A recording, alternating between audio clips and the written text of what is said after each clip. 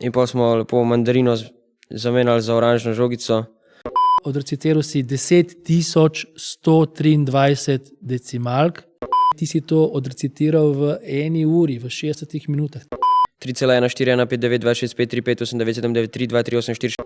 Neki so nas nadrli, da bi lahko bil pedofil, pa nas vse ugrabil, ki je bil tako 2 metra visok. Ampak mi smo bili tako, ne, Smiljan ne bi nikoli. Bi rad šel na vrhunko? Ja, jaz bi rad šel na vrhunko. Enkrat si imel eno situacijo, ko si šel na WC in zaspal na WC-ju. In je sestra to dokončala. Ne? To je neuradni, to je neuradna zgodba. Uradno sem jaz to naredil. Ne?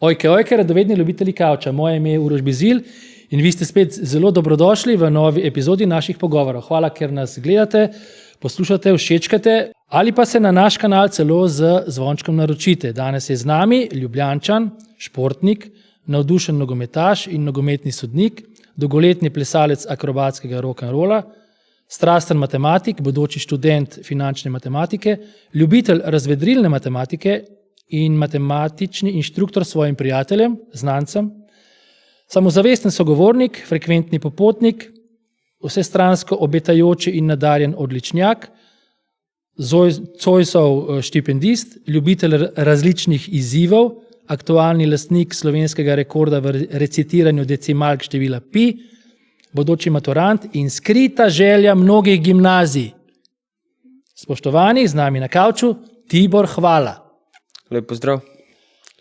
Čau, Tibor. Najlepša hvala, da si se najprej se ti moram zahvaliti, da si se tako bliskovito odzval našemu povabilu na Poljanski kavč. Imaš pa že kar nekaj izkušenj iz drugih podcastov, kjer si gostil z nekimi pogovornimi intervjuji, tako da se veselim najnega pogovora. Deva se trudi, da bova zanimiva, da bova pretočna, da bova sproščena, poslušljiva, morda zabavna. Morda. Lahko začneva? Seveda. Sva pripravljena? Ajde, gremo. Prva tema, ne boš verjel, ampak to so Poljane. Okay. Verjetno si se vpisal na Poljane zaradi starejše sestre Kore, ali kako? Ja, to je definitivno igralo tudi veliko vlogo, ker pač ona hodila domov vsak dan in razlagala pač, kako je dobro v šoli. So pa v bistvu v osnovni šoli so me vsi prepričevali, da naj grem drugam, da naj grem na recimo gimnazijo Bežigrad, ker naj bi bilo pač tisto bolj naravoslovna šola in pač Poljane so mi vsi govorili, da so družboslovna in jezikoslovna šola, ampak sem se pač kljub temu odločil, da se vpišem na Poljane in tega ne obžalujem. No in zdaj, ko si na koncu te poljanske poti, bi se ponovno vpisal na Poljane, imaš dobre izkušnje s profesorji, šolo, s Poljanci? Ja, jaz bi se še enkrat vpisal na gimnazijo Poljane, če bi imel še enkrat to možnost. Mene predvsem všeč to, da je veliko profesorjev res sproščenih in da so lahko tudi odnos dijak-profesor lahko pač zelo dober in tudi recimo, to je dober primer tudi ta Poljanski kavč, da so tudi profesorji vključeni v to skupnost poljansko in tudi pri dijaški skupnosti, da pač sodelujejo. Pa se mi zdi tudi, da na Poljanah je dobro, da v bistvu ne glede na to, kaj so tako tvoji hobiji ali pa pač kakšen si boš tukaj najdel vsaj tako nek folk, ki pač se boš dobro razumel z njimi.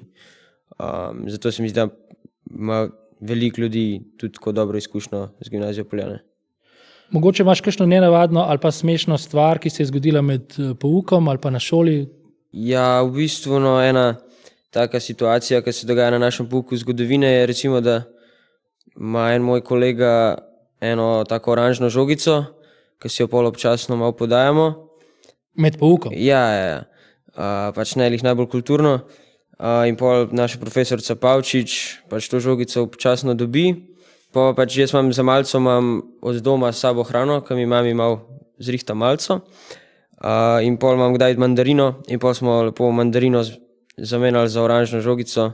To naj dvakrat uspel, pol tretjič pa žal ni pristala profesorica na zamenjavo in smo pol izgubili žogico žal. Ok. Katere so tvoje močna področja, kaj te zanima? Verjetno ne rabiš biti Einstein, da povemo, da je to naravoslovje. Ne? Ja. Morda še kaj tako. Ja, v bistvu, ja, bolj me zanimajo te naravoslovni predmeti, predvsem kemija, ki jo imam tudi na maturi, pa najbolj pa matematika, kamor se bom tudi vpisal na študij.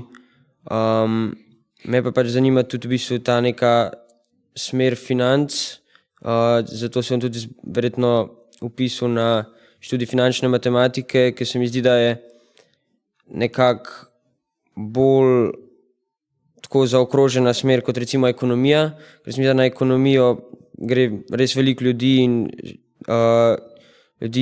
ljudje z dokončanim študijem finančne matematike pa so dosti iskani na različnih področjih zaposlitve.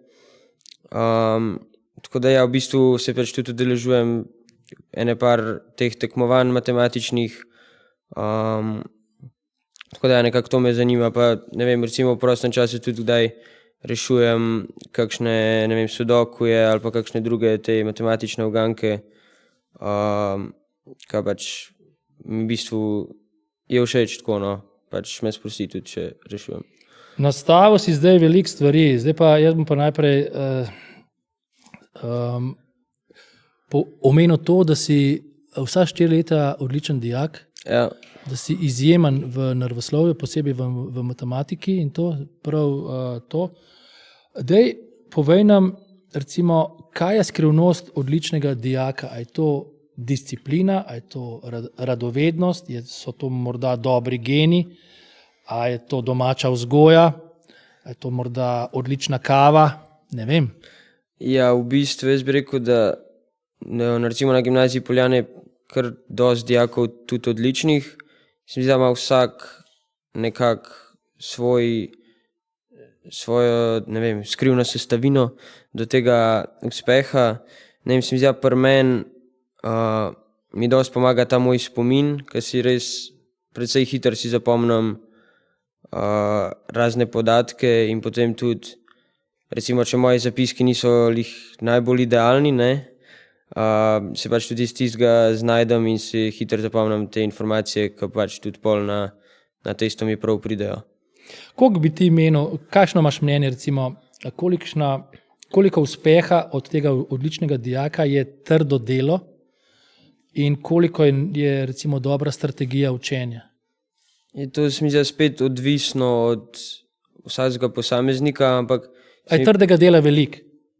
z moje strani premalo, bi lahko malo več vložil, ampak pač jaz tudi vedno tako, recimo sploh proti koncu leta malo preračunavam, kje rabim kakšne ocene dobiti in pol je tudi recimo dosti odličnih predmetov je bolj okrog 4,5, 4,6, a pa recimo, če imam kaj 4 zaključeno, je tudi dostikrat bolj proti 3 kot proti 5, ker pač vem, da ne rabim zdaj dobiti tega 5, lahko dobim 4, pa imam še vedno 4 ali zaključeno recimo.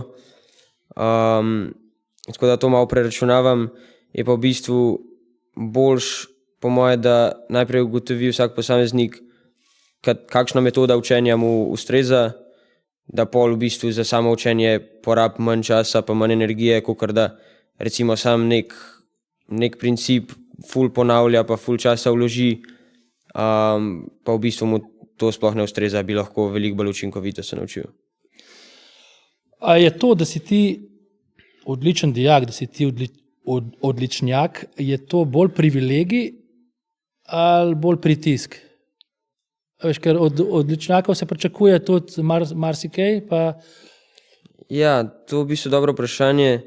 Jaz bi rekel, da je vseeno mogoče malo bolj privilegij, ker recimo, če prideš v prvem letniku se mi zdi, da sem imel v bistvu še najboljše povprečje in sem nekako si malo ustvaril v smislu neko ime, a ne, da pač imam relativno dobre ocene in pač, no, vse načeloma to ne vpliva pol v prihodnosti, ampak vseeno so profesorji bolj navajeni tudi na pač to, da dobivaš boljše ocene in so lahko kdaj mogoče malo bolj kot popustljivi na nekih področjih in recimo lažje se mi zdi, da mi je pol lažje bilo v naslednjih letih, kot recimo nekomu, ki je bil pa zadosten ali pa dober v prvem letniku, ker pač profesori si nekako ustvarjajo neko mnenje, se mi zdi že takoj na začetku. In se te to mnenje zelo dolgo prime, potem lahko čez celotno šolanje v plus ali pa v minus. Ne? Tako, ja, mislim, če pa recimo sledi takoj padec nekih ocen, pol tudi oni malo skontajo, da pač ni več tako, kot je bilo. No, sej vi sami verjetno težko jih ocenjujete, ker sem ja pri športni malo drugače, ampak ne vem, mogoče kakšen vaš kolega bi znal povedati, kako je še iz druge strani te zgodbe. Kako je pa s tem? Imaš raje teste, imaš raje ustno spraševanje? Pa v bistvu odvisno od predmeta, ampak mogoče raje ustno, no. Ker se mi zdi, da če se pogovarjaš s profesorjem, lahko malo ti pomagajo, malo namignejo neko smer, kam iti in potem se lahko tudi malo znajdeš, malo kaj sklepaš, tudi če v bistvu ne poznaš dosti dobro te snovi. Na testu pa pač to, kar si napisal in to ocenjujejo. Ne. Kaj pa poleg tega znanja in dosežkov, ki si jih ustvarjal v teh 4 letih, kaj misliš, da si v teh 4 letih najbolj razvil pri sebi? Če odmisliva zdaj znanje pa te šolske stvari. Kaj si razvil pri sebi? Na gimnaziji Poljane? Ja, v teh 4 letih. Ne vem, se mi zdi, da sem skozi ta 4 leta postal bolj odprt tako za družbo, pa bolj samozavesten. Ja, to bi nekako rekel tako izven te izven samega učenja pa tega, ja. Kaj boš na tej šoli najbolj pogrešal? Namreč čez nekaj mesecev nekako zapuščaš to šolo, greš novim izzivom naproti. Kaj bi pogrešal, kaj boš pogrešal, če boš kaj pogrešal? Ja, v bistvu meni je zelo težko sploh razmišljati, da je to hitro vse minili in da imamo samo še par mesecev. V bistvu najbolj bom pogrešal to samo sproščeno vzdušje, pa tudi recimo veliko ljudi zdaj vidim na dnevni bazi in pač po šolanju pa ni mogoče se pač videvati s toliko ljudmi oziroma samo da pač pozdraviš ljudi, rečeš kakšno besedo s pač kolegi. Se mi zdi, da po končanem šolanju pa ko greš na fakulteto se zelo tudi zoža ta skupina ljudi, s katerimi si lahko redno v stiku. Tako da to bom še najbolj pogrešal, vsakodnevne te male pogovore pa to. Ja, ampak svoje prijatelje imaš v različnih socialnih krogih, verjetno en socialni krog imaš v šoli, ne? Ja, drugi socialni krog imaš tam na dejavnostih, s katerimi si še ukvarjaš po šoli. In ja. Deva na dosežke tvoje, se pravi, na katere dosežke v času šolanja si najbolj ponosen? Zdaj, teh dosežkov je velika, ne? Zdaj bo to težko razlikovati. Pa lahko greva, malo odgovor na to, na kaj si najbolj ponosen zdaj od teh dosežkov. Ja, ne vem, od teh tekmovanj verjetno mi je še najbolj ostalo v spominu recimo razvedrilna matematika ali pa Bober, ko pač sem zmagal tudi. To sem tudi ta pokal, ne, je tudi v bistvu od tekmovanja. Ta Tamal, ne? Tamal, ja, je od tekmovanja Bober, je Gospodarska zbornica Slovenije podelila. Ko si omenil ta tekmovanja, zanimivo mi je bilo to, redno sodeluješ na različnih tekmovanjih in na tvojo željo in pobudo ter po posluhu profesorjev na gimnaziji Poljane ste začeli sodelovati na tekmovanju iz razvedrilne matematike in tekmovanju iz znanja poslovne matematike. Tako je. Ja, v bistvu to smo imeli na osnovni šoli, smo imeli to razvedrilno matematiko tekmovanje, ki ga organizira tudi DMFA. Kaj pa vsebuje ta? To je v bistvu tako tekmovanje iz prostorske predstave, pa recimo niso sudokuji, ampak neke take podobne uganke, ko moraš številke v neko mrežo vpisati. Zato se pač tudi imenuje razvedrilna matematika, ker v bistvu niso neke take naloge kot recimo na Vegovem tekmovanju, ko pač moraš matematično priti do rešitve, ampak v bistvu naj bi bilo tudi zabavno, ko rešuješ. In mi je šlo že v osnovni šoli zelo dobro In pol, ko sem prišel na Poljane, pa sem malo gledal, pač, kdaj so te datumi tekmovanja. Pač se mi s tem nismo ukvarjali. Ja, in sem bil presenečen, da pač tega sploh ni. Sem tudi vprašal profesorja, takrat je bil še Hajdinjak v prvem letniku, je rekel, da pač tega na šoli ni, oziroma sploh, ne vem, je rekel, da ni slišal še za to ali da ni na šoli.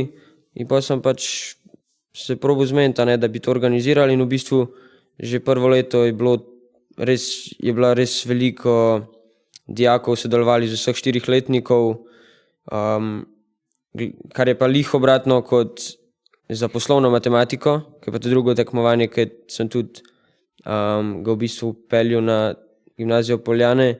To sem pa v bistvu sam tekmoval prvo leto, pol drugo leto mislim, da sva bila jaz pa Kora, moja sestra, samo. Zdaj letos smo bili pa v bistvu 4 tekmovalci, tako da počas upam, da se bo vedno več ljudi. Ja, ko pa že govoriva o tekmovanjih, je pa treba omeniti, da tekmuješ na izredno, skoraj na vseh tekmovanjih šolskih, kar je možno. Naj naštejem. V prvem letniku si sodeloval na 10 tekmovanjih, v drugem na 7, v tretjem na 6 in v četrtem na 8 tekmovanjih. Skupaj je to 31 tekmovanj. Jasno, pretežno v različnih oblikah matematike, računstva, nekega računalniškega mišljenja, kemiji, biologiji, fiziki, logiki in tako naprej. To je veliko tekmovanj, Tibor. Se ti ne zdi? Ja, zdaj v bistvu nisem niti mislil, da jih je bilo toliko. Nisem nikoli si šel preštevati, koliko sem bil. Jaz sem šel tisto, ki si oddal razredniku za poljansko ptico, sem šel seštevati in sem naredil to statistiko tako na hitro. S tem, da imaš še 4 tekmovanja, na katere se nisi zaradi svoje odsotnosti mogel udeležiti. Ja, to v bistvu ta logika je nekako kar začarano. Skozi vsako leto ne morem iti. Ponavadi ne morem iti na državno tekmovanje, ker imamo ravno z rock'n'rollom tekmo vedno v neki tujini. To je med vikendom? Ja, to je za cel vikend gre. Državna tekmovanja so vedno za vikend, mi imamo pa tekme, ne vem, od petka do ponedeljka sem odsoten. Potem letos pa v bistvu se nisem že šolskega tekmovanja mogel udeležiti, ker sem imel ravno tisti dan ob tisti uri glavno vožnjo, ki pa pač niso hotel predstavljati, ker so, ne vem kako je zdaj s čakalnimi dobami. Še slabš verjeten. Takrat, ko sem jaz imel, je bilo 4 mesece, 5 mesecev in sem pač hotel dobiti izpit, ne pa da bi zdaj predstavljal to na januar, februar. No, ampak če vrneva fokus, se pravi, to je veliko tekmovanj, to je, se ti ne zdi? To je 10, 8 letno. Kje je to ob vsem tem, kar počenjaš, je to zelo veliko? Ja, to je res. A si lovec na lovorike, na priznanja, na plakete, na... Pa ne vem, v bistvu... Ali si jemlješ to bolj kot neke izzive ali pa... Ja, nekako bolj kot neke izzive, pa da recimo v prvem letniku sem mogoče malo tudi pretiraval z vsemi temi tekmovanji, pol se nisem mogel najboljš pripraviti na vsa tekmovanja. Sploh, ne vem, biologija, geografija, zgodovina, to so taka tekmovanja, ki imaš neko literaturo, pa se moraš tisto dobro naučiti in moraš malo več časa vložiti kot, ne vem, recimo za razvedrilno matematiko, ko pač tam recimo rešeš 2 stari poli, pa pač potem v bistvu bolj odvisno, kako ti gre to samo po sebi. Se ne moraš pač naučiti, ampak pač moraš dosti znati. Koliko dnevno časa vlagaš v učenje? Pa ne vem, jaz bi tle spet rekel, da malo premalo, v smislu, da pač tudi recimo za te teste pa to delam vse večinoma zadnji trenutek in se pol malo res zanašam na ta svoj spomin. Ampak ne vem, recimo... Naloge delaš sproti? Ja. Ali ne vem. Ja, v bistvu, ne vem, domači naloge imamo tako, v bistvu jih ne dobivamo jih sploh toliko redno, se mi zdi. Pa če pač kaj dobimo, pa probamo narediti v šoli oziroma pol preden pregledujejo. Tako da to mogoče ni najbolj zgledno z moje strani. Ok, da zaključiva to šolo in Poljane. Kateri predmet, ki ga šola še nima, bi po tvojem moral obstajati? Ja, jaz bi dal neko finančno šolanje ali pa finančna varnost, ki Nekaj takega. o denarju, Ja. o podjetništvu morda. Ja, morda kakšno vlaganje. Recimo, za vlaganje se mi zdi, da ni slabo, če že zdaj začnemo, a ne, ni to nujno, ampak se mi zdi, da je glavno, da bi se tudi dijaki naučili neke finančne pismenosti in pač kako denar oziroma pač kako vse to poteka kasneje v svetu, ker v bistvu pač tega ni ne v osnovni šoli, ne v gimnaziji, pa v bistvu vsak posameznik rab vedeti vsaj neke osnovne zakonitosti. Super, prej sva govorila o finančni matematiki, jaz nič ne vem o tem, se pravi, lahko, kakšen je to študij, kakšne možnosti za zaposlitev daje. To, kar mi je zanimivo tukaj, je to, da ti že od malega, že v osnovni šoli, ne vem, kjer razred, si ti že vedel, da boš šel na finančno matematiko in saj zdi se mi, da si že takrat izoblikoval to mnenje in še vedno se voziš v tej smeri.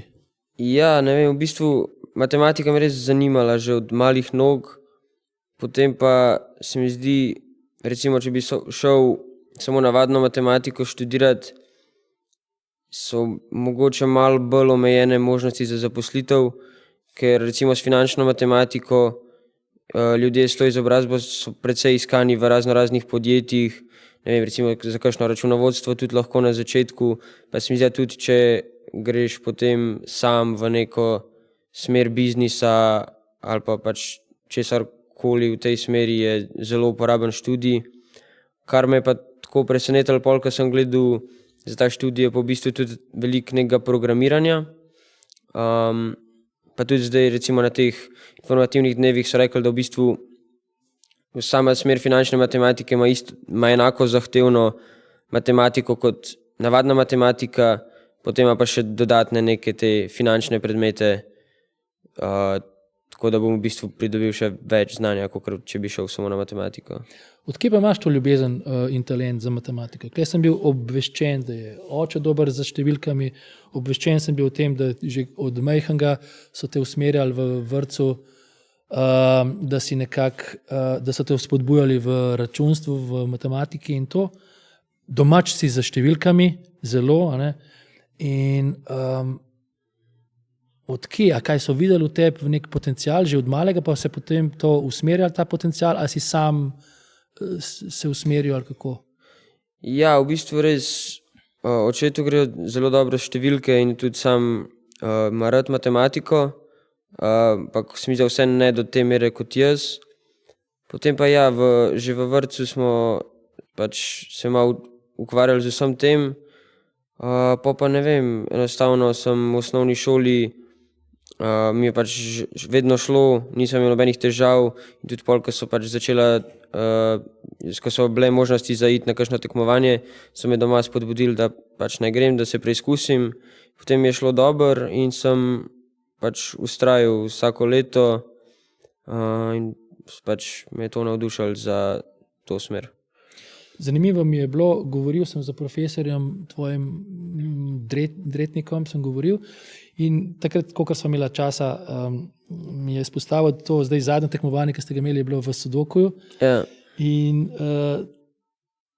tam, ki si reševal, se pravi, tam imate pol ure časa, da rešite dva Sudokuja, ste imeli enega lažjega, enega težjega, pol ure časa in so tisti, ki je bil noter, ki je čuval te dijake, je opazoval tebe, kako si se lotil tega reševanja, dobil si list, gledal nekaj minut, gledal v ta list, pač nekaj preračunaval, ne vem kaj, vzel kuli in rešil tep. In med prvimi je rešil, jasno, po 6 minutah si oddal test, medtem ko so drugi, vsi ostali tam nekje 15 minut oddali in tako. Zelo si vešč v tej razvedrini matematiki. No? Kako ti gre pa kaj to inštruiranje svojih prijateljev, znancev? Ja, v bistvu pač ko si na drugi strani, ko si učitelj, ko moraš drugega natrenirati, naučiti neke fore tam. Ja, to bi v bistvu rekel, da šele potem, ko si sposoben razložiti neko snov nekomu, komu res ne gre oziroma ne razume hitro, takrat šele res v bistvu razumeš snov, ker bi rekel, da veliko stvari, tako recimo v matematiki se mi zdi tako samoumevnih in jih v bistvu niti ne znam tako razložiti, a ne na nek enostaven način, potem pa, ko moraš to nekomu razložiti, iščeš nekako drugačne načine, pa v bistvu tudi sam si nekako drugače zamisliš oziroma razumeš vse skupaj, celo snov. Je pa tako dosti zanimivo, recimo, ker pač inštruiram kakšne, ki so mlajši, a ne, potem pa tudi kakšne enake starosti, pa so imeli recimo tudi kakšno snov, ki še mi nismo delali, a ne, in potem recimo, vem, da sem enega prijatelja učil iz Bežigrada in je imel, pač je prinesel učbenik pa vaje, in sem lepo si jaz pogledal v učbeniku na hitro pač snov sploh, kaj je, ker nismo delali in so pač potem razložil. Ti še nisi delal tega? Ne, recimo oni so imeli verjetnost, kar mi še zdaj nismo delali, recimo oktobra sva imela to in sem si pač pogledal, prebral tam na hitro, pa sem pol razložil, tako da pol je šlo. Kako si pa zadovoljen z matematiko na Poljanih? Imamo močno matematiko? Ja, jaz bi rekel, da zelo dober, tudi oba profesorja in s katerima si imel izkušnje? Katera sta mene učila, in profesor Dretnik in profesor Hajdinjak, mislim, da je njuna matematika na zelo visokem nivoju, pa tudi ostali profesorji, ki so hodili na matematični krožek, ki sta ga organizirala profesor Jaklič pa profesor Prus, se mi zdi tudi zelo dobro, zelo obvladata, pa tudi kakšne zelo težke naloge se nam predstavlja, in tudi profesor Ivanuša, ki sva imela pa s sošolcem tudi eno leto krožek, se mi zdi tudi zelo dober. Zdaj, ki si omenil profesorja Ivanušo, kako ti gre pa šah?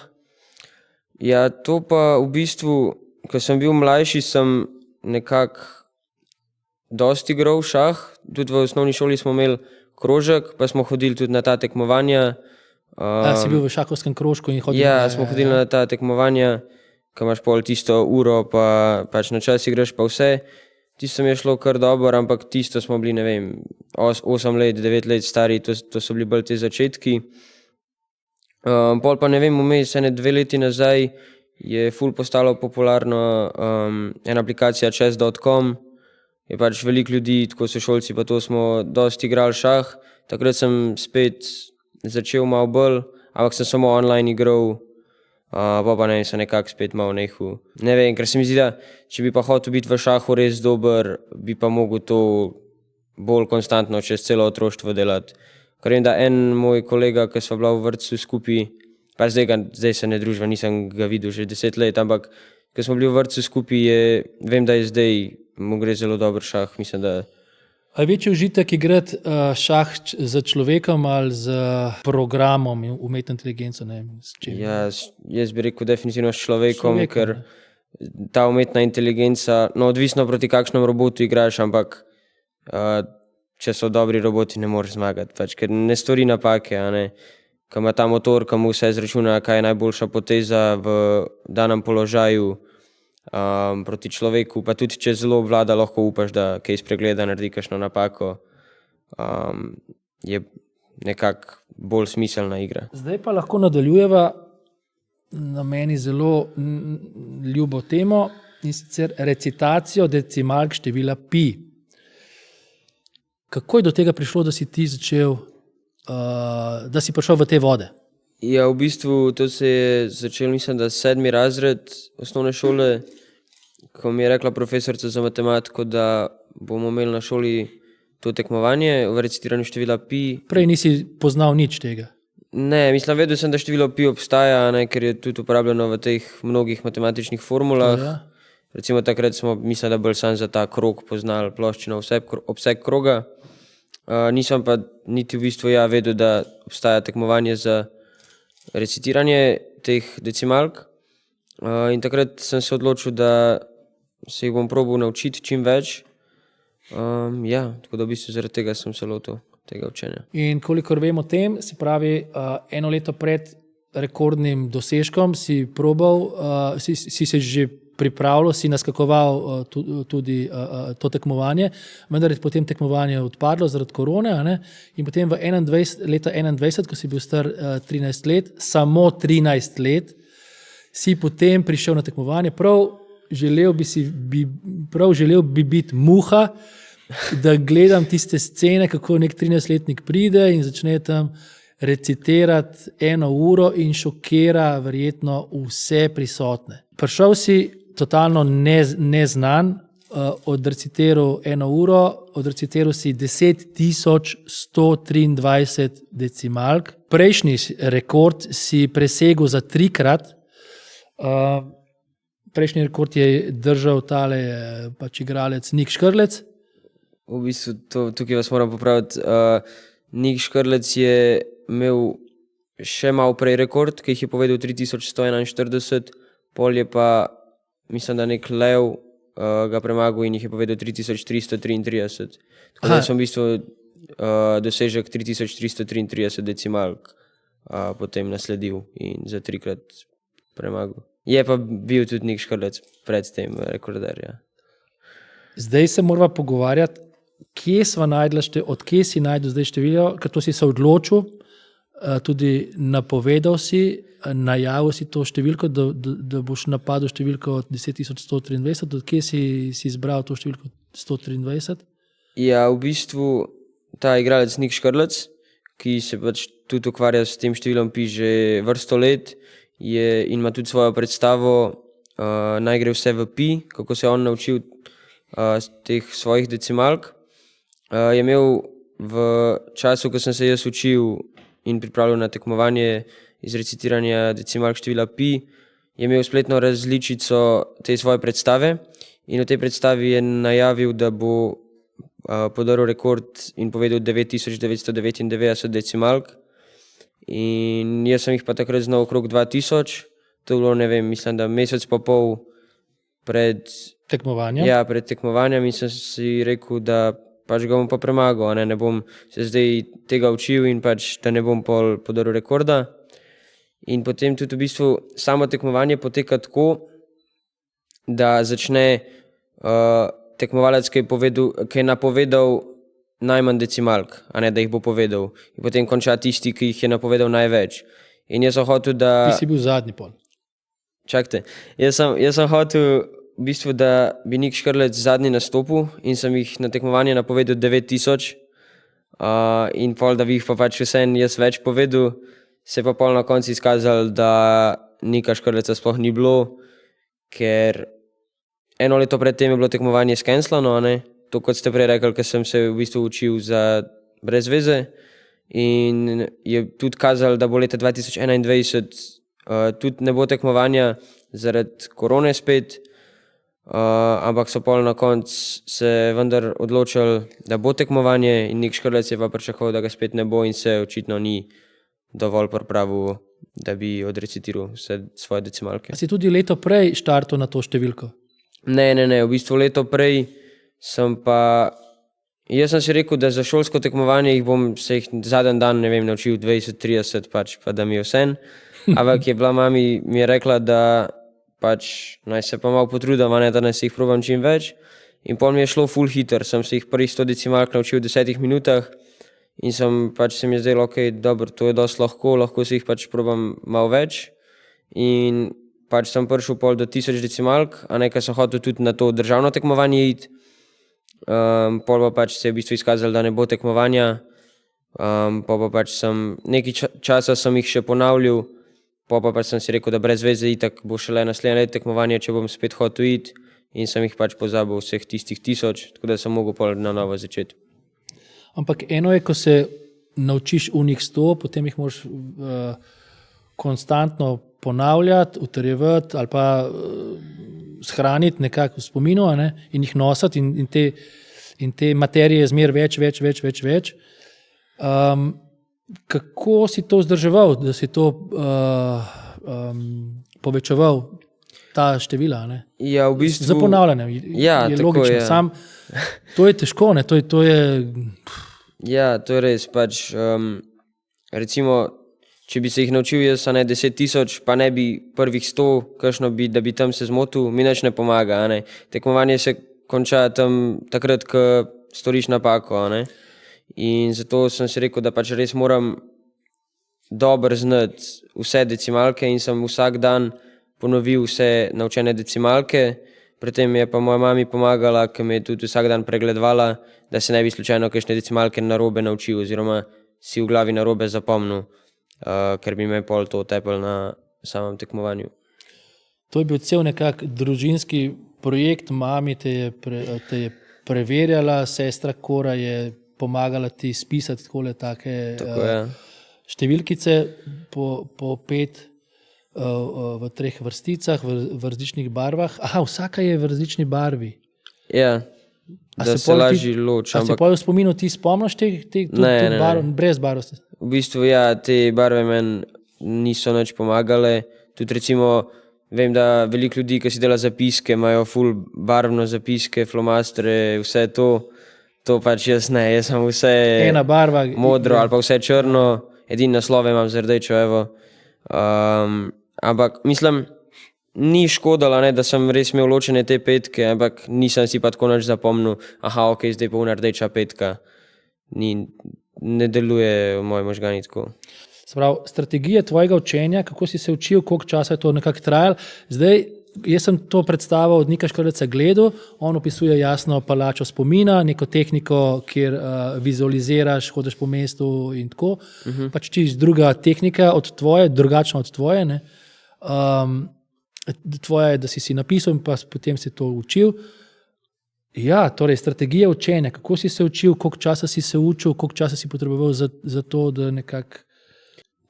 Celotno učenje je trajalo 2 meseca, od tega 49 dni sem se učil, pa sem 11 dni pred tekmovanjem samo ponavljal, da sem bil res suveren. Tako da v bistvu povprečno sem se jih naučil po 200 decimalk na dan. Zdaj pač učil sem se pa tako po teh petkah, kot vidite na listih, in sem si v bistvu te petke zlagal kot neke vzorce v glavi, da je bila ena petka, je bil pač kot en del, a ne, in potem sem te delčke zlagal skupaj v 50-ke in 50-ke v 100-ke, pa pač 100-ke pa tako nekako po listih, a ne. Na enem listu je 420 decimalk in sem pol vedel, ok, recimo na sredini prvega stolpca se konča ta 100-tica in sem tudi tako, recimo, ko me je mami pregledovala, če se je slučajno zgubila, sem ji vedno znal povedati, recimo, sreden stolpac zgori. Kje ne išče, ne? Ja, kje sem. Nekako sem si v glavi predstavljal tudi ta list. Nisem zdaj recimo vedel čisto točno, a je prva ali druga ali tretja vrstica, ampak sem vedel nekako točno, kako gre. In ja, v bistvu za 100 decimalk, da sem se jih naučil in znal, za sigurno sem potreboval približno 15 minut. Pa pač odvisno od dneva, takrat sem treniral še fuzbal 4-krat tedensko, pa akrobatski rock'n'roll 3-krat tedensko, tako da lih ful časa nisem imel.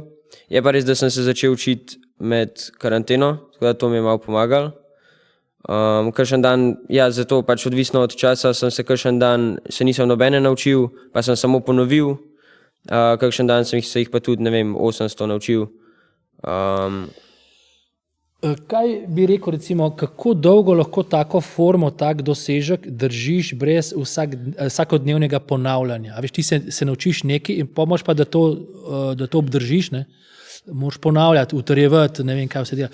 Kaj bi rekel, recimo, ti si prišel na tekmovanje, si odrecitiral to, kaj meniš, koliko časa je ta 10.123 decimalk še nekako obstalo v tebi? Koliko časa to? 10 dni, mesec dni, 5 dni? V bistvu, to je kar težko vprašanje, ampak se mi zdi, da jaz... Kaj bi ti rekel? Ker ti si mogel ponavljati in nekaj veš, da pač... Jaz sem v bistvu imel toliko poln kufer teh decimalk. 2 meseca sem se pač res samo na to pripravljal, da potem, ko sem jaz odrecitiral na tekmovanju, nisem se nikoli več recitiral tega. Se dotaknil teh listov. Ja, ampak ne vem, rekel bi, da bi jih znal 10.123 suvereno več kot teden dni, ne, po moje. Kje si pa najdel smisel takega učenja? A si trmast, tako tisti, ki si zadaš, ker to ti je bil izziv, šel si na izziv, bom pa probo ga. Ne? In potem tisti, ki si se odločil, si nekako, imaš karakter to, da tisti, ki se odločiš, nekako poskušaš speljati do konca. Ja, bi rekel tako, ja, v bistvu, ker sem si to zadal in pač tudi, ker nisem hotel zdaj, da se bom, 2000 naučil in potem ne bom ponavljal ali pa se učil naprej do tekmovanja, nima smisla, potem bi bilo vse to za manj. In se mi je zdelo, da pač, če sem se že lotil tega, pa če mi gre to relativno dobro, ne, da si hitro zapomnim, sem si rekel, pač, da bi se splačal kaj narediti iz tega, da podrem rekord, da tudi Slovenijo spravim v svetovnem merilu na malo višje mesto. Tako da ja, pol, ko sem si nekako zadal 10.123 številk, torej toliko, da bi premagal Nika Škrleca, sem nekako vedel, da pač moram to narediti. No, omenil si svetovno merilo, ta rezultat, ki si ga dosegel, je nekako vreden v svetovnem merilu, nekako zasledil sem, ne? Na 28. in 29. mesto v svetovnem merilu. Ja, pomeni, tako. Ne?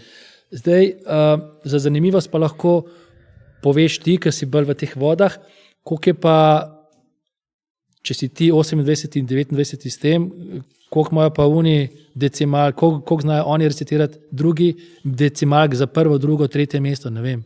Ja, v bistvu uradni svetovni rekord je okrog 70.000, neuradno naj bi pa nekdo povedal tudi 100.000 decimalk, ampak uradni rekord je 70.000. Je pa res, da na vrhu lestvice je veliko razmaka vmes, recimo od 28. pa do top 10 je zelo strnjeno, recimo če bi jih 20.000 povedal, mislim, da bi bil že top 10. Pa od tam naprej gre pa tako počas pol gor do 70.000. A veš, česa se nisva še dotaknila? Nisva se dotaknila pravil. Ja. Pravil, ti se sedeš na nek stol, štoparica in gremo. Kaj moraš paziti? Kakšna so pravila tega tekmovanja? A si časovno omejen, da moraš v določenih hitrosti, to vem, da nisi, no? Ampak pač pravila, na katera pravila moraš paziti, da ne zafrkneš, ne? Ja, v bistvu, ja, časovne omejitve ni, ne. Ja. Lahko recitiraš, kolikor časa hočeš. Kaj, lahko tako, recimo, 1, 4. Lahko, ja. Načeloma ni omejitve. In tudi, recimo, kar sem spremljal ostale tekmovalce, oni veliko počasneje recitirajo kot jaz. In tudi jaz, če bi, recitiral 10.000 decimalk, recimo že, če bi 1 na sekundo, bi to trajalo 3 ure. Kar si lahko predstavljate, da je že kar naporno in zame in za komisijo. Kar se tiče pravil, je pa v bistvu tako, da lahko storiš napako, če jo takoj popraviš. Recimo, če bi jaz rekel 3,2 ne narobe, 1, 4 pa naprej, ne? To je v redu.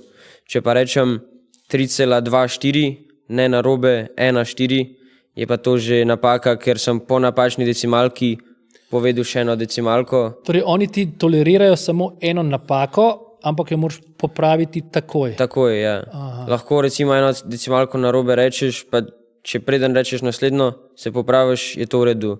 Tudi jaz sem to enkrat naredil med samim recitiranjem, ker sem imel že toliko suha usta. A tam na tem dogodku? Ja. Na samem tekmovanju sem imel tudi vodo, pa sem pil vmes, ker pač ne moreš govoriti drugače. Ampak sem imel že toliko suha usta, da sem 3 pa 4 že tako skoraj isto govoril in sem pol, enkrat sem, rekel 3, kakor da pač kakor 4, je bilo tako ful nerazločno in sem raj rekel ne narobe, pa še enkrat bolj razločno, da ne bi slučajno bil problem zaradi tega. In tam te spremlja več sodnikov, ki preverjajo, poslušajo tvoje recitacije? Ja, vsaj 3-članska komisija mora biti, ki imajo pa pol pač nek uraden dokument je od tega tekmovanja in imajo oni pol vse te decimalke tam in spremljajo vsako decimalko, če si pravilno povedal.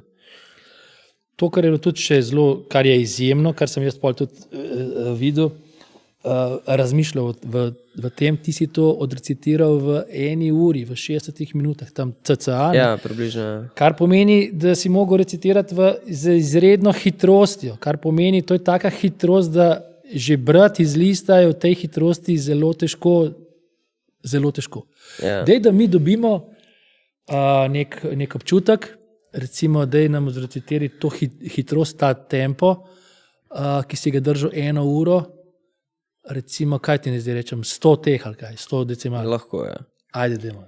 3,14,1,5,9,2,6,5,3,8,4,1,9,3,2,8,4,1,9,6,9,3,9,2,3,4,2,1,7,2,9,9,8,9,9,10,9,9,10,9,10,7. Ja, to jih Ok, je... hvala. Ej, to je noro, ti si robot, stari. Ja, upam, da ne, no, ampak ja. Ti nisi zemeljski. Bravo, ej. In to je noro, recimo, taka hitrost, to je noro. To je že težko. Ki je gledal v te liste, da je preveril tvoje recitacije, to je, kako to? Ja, mora biti skoncentriran, ja. Se zato je tročlanska komisija, da je bolj Da se ujamejo. Ja. Se pravi, Kleman, ta podatek, ja, ti si povedal 3 decimalke na sekundo. Ja. Tam nekje. In zdaj, kadarkoli boš znal 100-200 decimalk brez kakršnega vložka, recimo. Ja, tako... Zdaj to je bilo leta 21, se pravi, to je Tako zdaj je. 6 let od tega. 5 Ja.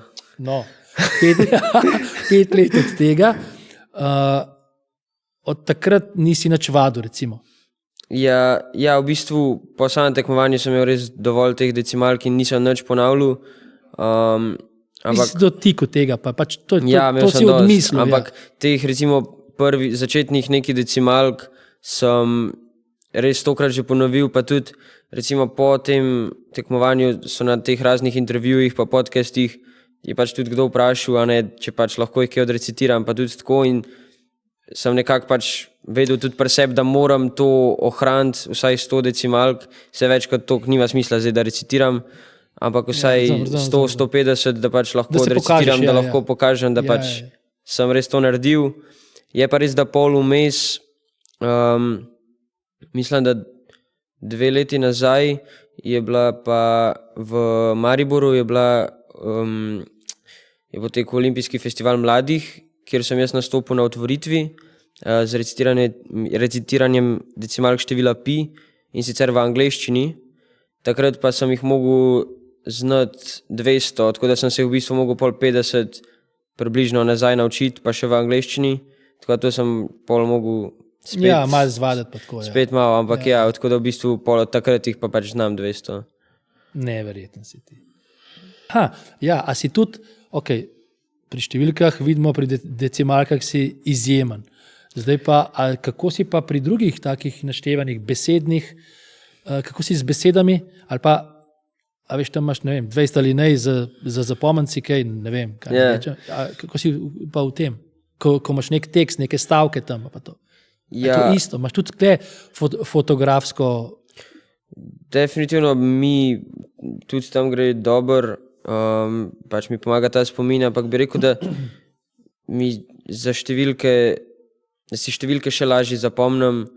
Ne vem zakaj, ampak tudi nekako za vsako to petko sem si nek smisel naredil v glavi, mi je bilo nekako logično, da je tako zaporedje in sem si tudi lažje zapomnil. Bi pa rekel definitivno, da si tudi ne vem kakšno pesem ali pa, kot si rekel, neke alineje se hitreje naučim kot nek povprečen posameznik, ampak se mi zdi, da je pri številih še bolj izstopa ta moj spomin. Ampak, če sem zasledil tehniko palače spomina, si pa tudi že predaval nekje nekomu, ali kako, čeprav jo sam nisi uporabljal, ne? Tako, ja, v bistvu jaz sem imel ene par teh predavanj in sem potem tudi razložil recimo to tehniko palače spomina, ker recimo Niku Škrlecu in mnogim drugim, ki si ne morejo tako živo predstavljati številk, je ta tehnika veliko lažja in jim omogoča lažje pomnjenje številk. ker vizualizirajo, grejo skozi prostor. Ja, v bistvu. Ja. Jaz si lažje predstavljam direktno številke, jaz sam si 100 palačo spomina, bi jih težko se jih 100 decimalk zapomnil, po moje. Se mi zdi pa, da večini ljudi bi ugajala ta tehnika, ker nekako te številke konkretiziraš in jih spraviš v realen svet. In tudi sam menim, da bi se lahko veliko ljudi naučili dost teh decimalk. Sam pač, da mora vsak posameznik najti tehniko, ki mu ustreza. Ne? Sigurno je še kakšna tehnika, ki recimo poleg te moje, ki imam te petke ali pa palače spomina, in pač menim, da če bi vsak se z optimalno tehniko učil, bi si jih lahko veliko naučil. In to tekmovanje v recitiranju števila pi se izvaja vsako leto na FMF, Fakulteti matematike in fizike, čak na nek poseben datum, to je zdaj, mi pomagaš? 14. marec. 14. marec, ok. 14. marec je dogodek tam, ne? In ti si tudi od tega dosežka dalje vsako leto povabljen kot rekorder, kot aktualni rekorder slovenski, da prideš tja. Ja, v bistvu nisem povabljen, ampak jaz prideš jaz grem rad malo pogledat, da vidiš sceno. Da vidim, če bo kdo podaril rekord. A zdaj se to lahko gleda, to več folka pride. Ja, v bistvu takrat, ko sem jaz tekmoval, so bili posebni pogoji. Ja, med karanteno in sem bil v bistvu v predavalnici samo jaz, pa moja starša, pa tročlanska komisija. Zdaj pa je v bistvu naredijo prav dogodek iz tega. Na auditoriju pridete gledati in ti recitirate. Ja, recimo kdaj, kakšno leto je zunaj potekati tekmovanje, lansko leto je bilo noter na fakulteti in poleg tekmovanja v recitiranju števila pi poteka tudi tekmovanje v peki pit. Na fakulteti. V peki, to se pravi pečenje, v peki pite. Ja, pečejo pite in potem tudi obstaja tudi zmagovalec z pač najbolj spečeno pito, medtem ko tudi poteka samo tekmovanje recitiranju števila pi. Se boš morda še kdaj lotil kakšnega novega rekorda? Kakšne so nagrade za to pri nas ali pa, ne vem, tako, ali to samo tako bolj prestižnega? Kolikšno število tekmovalcev običajno sodeluje, pa recimo verjetno starostne omejitve pa ni, ne? Ja, ni starostne omejitve, število tekmovalcev je pa odvisno, tam ponavadi se giblje okrog 10 do 15, bi jaz rekel. Zdaj, kakšni začnejo, se mi da najmanj je ponavadi okrog 100 decimalk, pa pač vedno več, a ne? Ampak tudi recimo, če jih nekdo napove 2000, lahko hitreje zaključ z recitiranjem, če stori napako ali pa če pozabi, če se zgubi. Nagrado, ki sem jaz dobil, je bila v bistvu državna igra Risk. Odlična igra. Ja, to je bila moja nagrada. Recimo leto pred tem je imela fakulteta neko obletnico in so v bistvu denarne nagrade talali. Poleg tega pa je še lesen pokal v obliki črke pi, na katerega vsako leto vsak zmagovalec upiše svoje ime in svoj rezultat in leto recitiranja in potem se ta pokal zmagovalci predajo iz roke v roko vsako leto. Oziroma vsaj tako je bilo, ko sem jaz postal rekorder. Bi dodal še kaj v tej tvoji zgodbi v zvezi z recitiranjem števila pi? Sva pozabila mogoče še kaj? V bistvu neka taka zanimiva anekdota je, da sem se v bistvu najprej učil te decimalke iz napačne spletne strani, zato ne vem koliko se vidi, ampak tudi na tem prvem listu so te neki zmazki, ki je bilo ene par decimalk napačnih oziroma odvečnih. Pol sem pa pač najdel ta uradni vir za tekmovanje tudi od FMF-ja, pa sva šla s sestro preveriti, da ne bi bilo slučajno kakšne težave, ker če recimo ne bi tega opazil, bi prišel tja na tekmovanje in evo že, ne vem, 19. decimalka bi bila napačna, ne? In bi bilo vse za manj. Kdo pa so najboljši, kateri narodi so najboljši v tem ali pa kaj ne sploh? Ja, kot si lahko predstavljate, so Azijci. Indijci, kakšni Kitajci. Ne vem. Ja, mislim, da ta, ki ima uradno rekord, ja, se mi zdi, ali je Indijc ali pa Kitajc, ker je en mislim, da ima neuradni, en ima pa uradni rekord, zdaj pa ne vem čisto točno, kater. In kar naenkrat si rato zelo iskani gost na podcastih, verjetno, ne? In tako kot zelo zanimiv v medijih, da se pogovarjaš v tem dosežku. Dobro, zdaj pa se odmakneva od te matematike in tega pija v športne vode. Treniraš akrobatski rock'n'roll, kar je kar nenavadno. To je neka nenavadna disciplina, ki jo ne trenira vsak. Daj povedati kaj o akrobatskem rock'n'rollu. Jaz lahko povem, da si akreditiran športnik pri OKS-u, Tako je. Plesalec tega akrobatskega rock'n'rolla, da tekmuješ na državni in na mednarodni ravni, da tekmuješ že 10 let. Tako. Zdaj pa, kaj to rock'n'roll sploh je? Zdaj za nekatere, ki niso tega videli. Ja, v bistvu to je ples v paru z mnogimi akrobacijami, kot tudi pove ime, akrobatski rock'n'roll. Zdaj te akrobacije v bistvu pridejo v igro malo kasneje, recimo pač jaz zdaj že delam valjda veliko akrobacij, ampak na začetku je v bistvu samo ples. Ja, ko si bil otrok, si samo plesal, potem ko si kot najstnik ali pa si dobival lažje akrobacije. Zdaj sem pa že član. Ja. Kot odrasel si član, imaš nekaj in napreduješ v tem športu. Tako je. Torej, gre za skupek dinamičnega, hitrega, eksplozivnega plesanja in izvajanja različnih akrobacij, ki so določene in predpisane. Ne? Zdaj si ti 10 let v tem, od malih nog do neke članske kategorije. Kako si pa začel? Recimo pred 10 leti si pa začel kako? Ja, v bistvu smo z osnovno šolo šli na ta kongresni trg, kjer je vsako leto poteka nek festival, kjer predstavljajo razne športe mladim, predvsem majhnim otrokom. Tam si videl štand. Ja, in v bistvu pač tam smo šli po vseh teh štantih, sprobali razne športe, ne vem, mečevanje, rokomet, ne vem, košarko, karkoli in potem tudi ta akrobatski rock'n'roll. In smo v bistvu neko koreografijo so nam tam sestavili na hiter in ker smo tisto plesali, mi je v bistvu bilo ful zanimivo in sem hotel malo več videti. Kaj te je pa navdušilo, da si potem se usmeril, pa da si prišel? Pa v bistvu sploh ne vem, zdaj gledam nazaj, ne vem, bilo mi je tako zabavno, pa dosti drugače, takrat sem že fuzbal treniral 3-4 leta. Pa še to, ti si že nogometaš bil 3 leta? Ja, ampak ne vem kaj mi je sploh privlačilo, ampak sem hotel sprobati.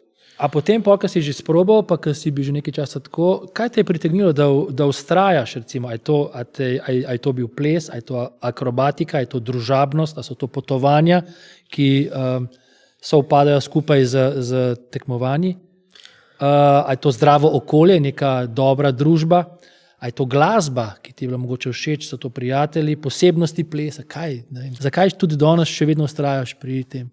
Je v bistvu glavna stvar, zakaj še vztrajam, so prijatelji oziroma družba, ker se mi zdi, da smo res kot celoten povezani. Ja.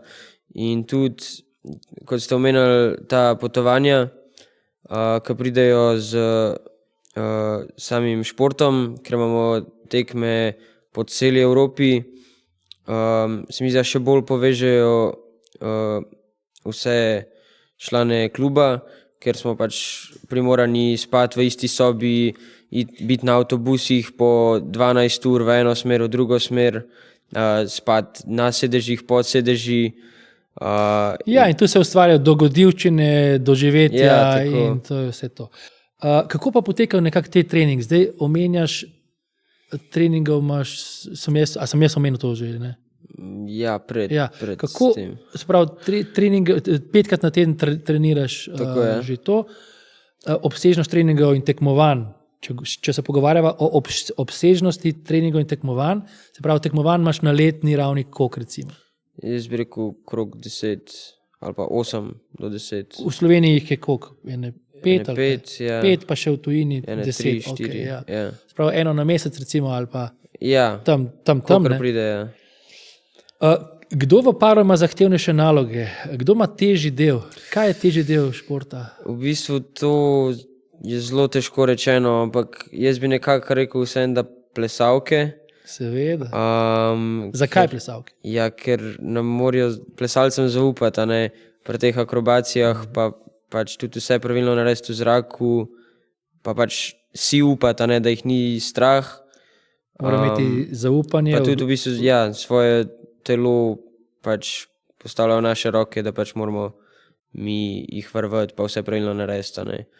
Je pa pač to tudi za nas težka naloga, da pač zagotovimo, da pač pravilno vse naredimo in tudi, če pa se zgodi kakšna napaka, če gre kaj po zlu, da pač zavarujemo plesalko, da pač se nič ne zgodi, a ne. To je pa naša naloga.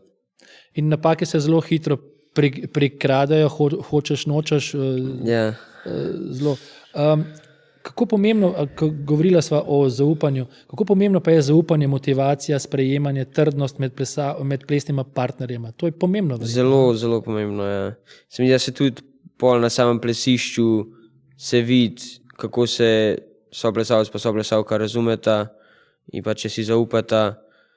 Pa tudi samo vzdušje na treningih je bolj sproščeno, rad hodiš na treninge, če ne vem, se tudi rad družiš s svojim plesnim partnerjem. V kolkem času pa osvojiš neke nove akrobacije? Težje, ja. To pa v bistvu zelo odvisno. Od težavnosti akrobacije, ja? To pa tudi, recimo, kakšnemu paru gre ena akrobacija veliko boljš kot z drugemu paru, a ne? Mi smo vsi ista generacija, te pari, ki treniramo skupaj in smo se skupaj začeli učiti vse te akrobacije, ko smo šli v novo kategorijo. In potem pač probavamo čim več časa, potem pač res vidimo, da neka akrobacija ne gre, pa pač probamo kaj drugega. Ampak zdaj, da pa res obvladaš, pa po moje ne vem, ker dostikrat se zgodi, da se ti neka akrobacija posreči in ti na začetku rata, pa naslednjič prideš na trening, pa nimaš pojma, kako ti je sploh uspel. Ker da nisi nikoli načel. Ja. A kako pa se tekmuje, na kakšen način se tekmuje? Obstaja nek turnirski sistem na izločevanje, a ne?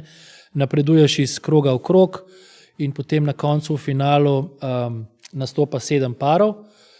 A je to naporno, ta turnirski sistem? A veš, ti zdaj zjutraj prideš, ja, ne vem, 10 začenjaš, če prideš na mednarodnem merilu, če prideš pa v finalu, plešeš pa potem tam, kdaj v 8, ne vem. Ja. In cel dan si, ne vem, skakal iz kroga v krog, bil fokusiran in tako. To je naporno. Ja, bi rekel, da je kar naporno. Zdaj sam... Ali je zabavno, ali je super, ne vem. Jaz sam težko rečem, ker nisem nikoli prišel zdaj čist do večernega dela. Ja.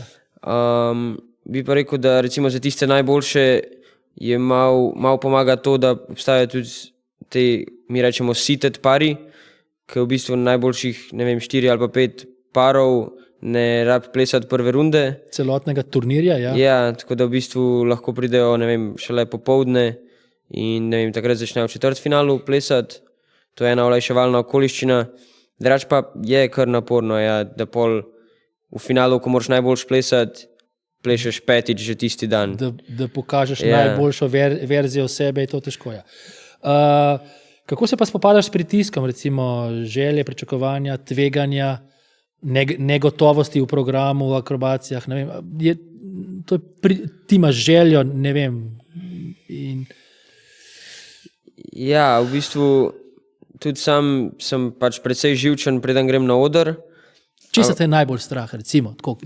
Ja, najslabše bi bilo, če pač se kaj zgodi, a ne pač da pač neko akrobacijo, da se zmotva v neki akrobaciji in da pol, ne vem, recimo ne bi mogel jesti soplesalke, to bi bilo pač daleč najslabše, ne, da bi se kaj takega zgodil. Zdaj so pa pač, ne vem, tudi druge opcije, da pač akrobacija sploh pač ne uspe ali pa da uspe slabo ali pa da plešava soplesavko iz glasbe, a ne, to so vse odbitki.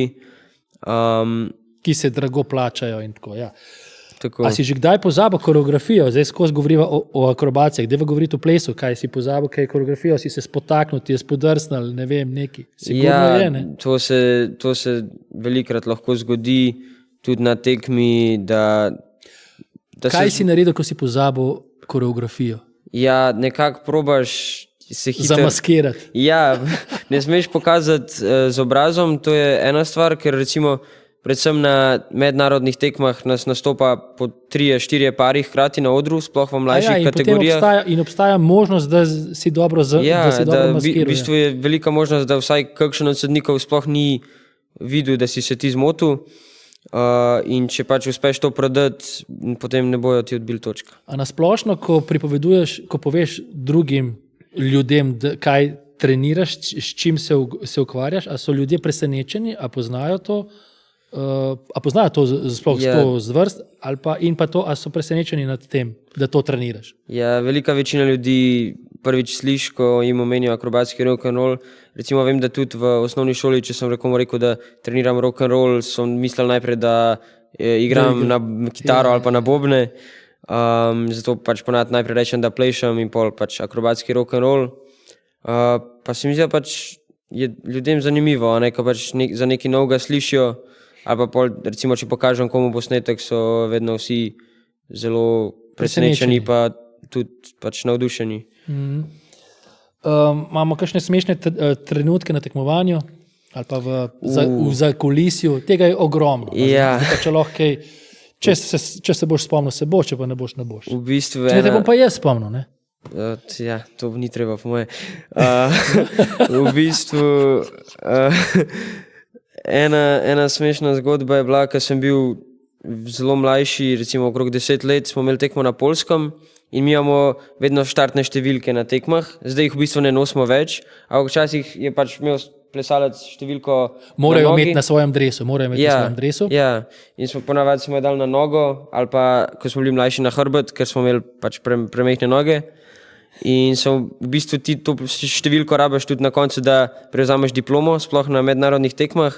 Jaz sem pa pač seveda številko stran vrgel, takoj po... Si vrgel v koš po... Ja, takoj potem, ko sem odplesil. In ja, pol so me trenerji malo nadrli, jaz sem se začel jokati. Ja, to je normalno, ja, ko si majhen otroček, so se ga zdaj. Ja. Kaj pa je a še kakšna anekdota? To je zdaj številka, v redu? Jaz sem še eno. No, pa povejte vi. Smiljan. Ja, ok. Kako vi veste za to? Pa vem, da je govor. Ja, v bistvu to smo pač, ko smo bili isto po moje, okrog 12 smo bili jaz pa še en plesalec pa ena plesalka. Pač majhni najstniški otroci. Ja, smo pač malo raziskovali po tekmi, a ne, ker tekme trajajo ponad 2 dni in en dan nismo tekmovali, smo pač se malo zabavali na tekmi in smo pol opazovali enega Finca, kako je jedel hamburger. Tako, ja. En gledalec nam je bil ful smešen, ker je navijal za Finsko, ker skoraj nobena sploh plesalka oziroma plesalec ne prihaja iz tam, je bila samo neka formacija in potem, ko je navijal za to formacijo, je bil zelo entuzijastičen in tudi nam je bilo predvsem smešen, kako ni znal ploskati. Tako, ne vem, ful čuden je plosku, pa tudi tako frizuro je imel smešno, tako... Na pol plešast, pa to, ja, pa smo ga pa najdel, pa smo ga vprašali, can we take a picture, in je najprej razumel pač kao, da nas slika, ne, in mi smo bili tako, no, with you, in pa smo se slikali z njim, mi trije smo bili tam celi nasmejani, ker smo končno zbrali pogum, da smo šli do njega in ja, ta slika še vedno obstaja. Ampak, ko so trenerji izvedeli, da ste se vi slikali selfie z tem Fincom, ste kasirali neke kazenske sklece. Ja, pač neki so nas nadrli, da bi lahko bil pedofil, pa nas vse ugrabil, ki je bil tako 2 metra visok. Ampak mi smo bili tako, ne, Smiljan ne bi nikoli. To smo ga pač poimenovali Smiljan, ker se nam je smilil, ker pač ni znal ploskati. Odnosi v paru med plesalcema, zdaj bom jaz tako za folkball, ne, se pravi, a so to ljubimci, so to prijatelji, je to strictly business, brat pa sestra, te odnosi med plesalko in med plesalcem, recimo, kako gre? Ja, jaz bi tukaj spet rekel, da je odvisno od vsakega para, ampak pri nas v klubu je pač to samo, da smo pač prijatelji oziroma so plesalci, se pač tudi družimo kaj izven treningov, ker se pač zelo dobro razumemo, ampak da bi pa kdo bil romantično zainteresiran v koga, pa nam je predvsem nepredstavljivo. Bi pa mogoče vas vprašal, kako je bilo pa v vaši generaciji, ker se mi zdi, da... Enako je bilo, enako. Jaz nisem imel nič za plesalko. Ja, pa ni dosti tudi parov išlo iz vaše generacije. Niti nisem hotel, nisem si, vedno sem si rekel, nikoli ne smem s plesalko nič imeti, nič. Ampak, če se ne V motim... ljubezenskem smislu. To. Ja, če se ne motim, pa je bilo ene par... Ja, drugi pa pač so... V vaši generaciji je bilo to bolj pogosto. Ja, to so pa imeli drugi. Jaz pri sebi sem razčistil to že dosti kmalu. Ja, se boš. A se obremenjuješ za sodniki? Se obremenjuješ sodniki? Morda ja, morda ne. Recimo, garnitura sodnikov, ki te sodi, pa vidiš, kdo te sodi, je spet tak, A se obremenjuješ s tem, ja ali ne? Ja, zdaj v bistvu, ko vidim, da vi prijete na tekmo sodati, pa se kar obremenjujem, ne? Se ne veš, te sodim gor, te sodim dol, se ne veš. Se hecam. Včasih, ko so bile ocene javne, ko si mogel javno dati svojo oceno, se je videl, kdo te sodi gor, kdo te sodi dol, danes se pa tega ne vidi, ker je posodobljen sistem sojenja in to. Česa te je bolj strah pri akrobaciji, odriva ali doskoka? Ja, bolj bi rekel doskoka, ker... No ne, odvisno, ampak se mi da bolj doskok, ker če gre pri doskoku kaj narobe, če ne ujamem v redu plesalke... Si ti kao kriv, ne? Ja, sem jaz kriv, ja. Pač je lahko možno za poškodbo, zdaj, če pa že pri samem odrivu nekaj ni v redu, če ne gre dosti v zrak, pol tudi se ne more ful zgoditi slabih stvari. A si morda že kdaj naučil kakšno akrobacijo v 5 minutah, naprimer svojo punco, svojo sošolko ali pa kar eno tam tako? In katera akrobacija je to bila, recimo, če si jo? Niti ne, recimo, smo probavali dvig, to je ena akrobacija v starejših mladincih. Dvig, kakšen dvig? Samo... A ja, tako, oj. A mama, je? Ja, v bistvu pač samo tako soplesalec pač dvigne plesalko tako gor. Zakaj niste štartali s fračo? Kako? Ja, ne vem, v bistvu. Dvig je bila nekako taka atraktivna. Ok, še hitra vprašanja brez razmislika. Ok? Trening ali tekmovanje? Tekmovanje. Trener ali trenerka? Trener. Nastop na tekmi ali nastop na BNK-ju? Na BNK-ju. Nogomet ali rock'n'roll? Rock'n'roll. Rock'n'roll ali Clash Royale? Rock'n'roll. Akrobacija ali plesni del? Akrobacija. Največji strah pri akrobacijah? Ja, da gre kaj narobe, da pade. Najbolj utrujena mišica po treningu? Nič, trebuh. Nič, pa ni bil dober trening. Glasna publika ali tiha dvorana? Glasna publika. Risanje ali ustvarjanje? Nič od tega. Še mogoče konc za tega, za ta plesni, za rock'n'roll, za to temo. Sprav, ali bi raje uspeh iz recitiranja decimalk števila pi doživel ali pa zamenjal v športu? Se pravi v nogometu ali pa v plesu. V nogometu se bo še pogovarjala. Recimo, za vse se zahteva določen vložek časa, energije, truda, vztrajnosti. Posod imaš, to, v glavnem, ali bi ta uspeh iz recitiranja rad doživel, ali zamenjal, ali pa rad doživel v športu?